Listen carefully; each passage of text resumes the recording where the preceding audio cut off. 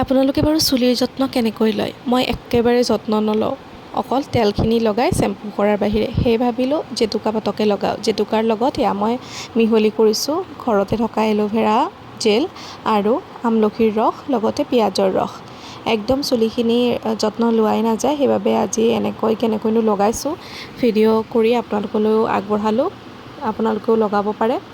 বহুতে হয়তো লগায়ে। এনেকৈ চুলিখিনি মই দুভাগ কৰি লৈছোঁ। দুভাগ কৰি লৈ তাৰে এটা ভাগ ক্লিপেৰে মেৰাই থৈ দিছোঁ আৰু আনটো ভাগত অলপ অলপকৈ এনেদৰে গোটেইখিনিত মই লগাই ল'লোঁ। লগাই লোৱা ভাগটো ক্লিপেৰে মেৰাই ল'লোঁ। তাৰপিছতে আনটো ভাগতো এতিয়া লগাম।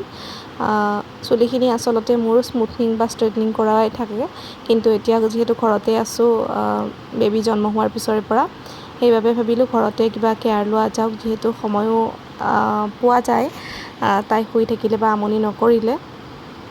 সেইবাবে ভাবিলোঁ ঘৰত থকা সময়খিনি অন্ততঃ ঘৰতে যদি আমি নেচাৰেলি কেয়াৰ ল'ব পাৰোঁ। অফিচ গৈ থাকিলেতো বাৰু ইমানখিনি সম্ভৱ নহয়, সেইবাবে পাৰ্লাৰতে গৈ স্পা কৰোৱা যায়। কিন্তু ঘৰত থাকিয়ে এনেদৰে জেতুকাৰ লগত কিছুমান সামগ্ৰী মিহলি কৰি চুলিখিনিত লগাব পাৰে। এয়াও ঘৰুৱা স্পাই হয়। জবা ফুলৰ পাতো দিব পাৰে। মই এল'ভেৰা আছিল বাবে এল'ভেৰাকে দিলোঁ। এনেদৰে লগাই প্ৰায় এঘণ্টামান সময় ৰাখি থৈ দিব লাগিব। এয়া এল'ভেৰা দুটুকুৰামান আচলতে পিচাই নগ'ল ভালকৈ।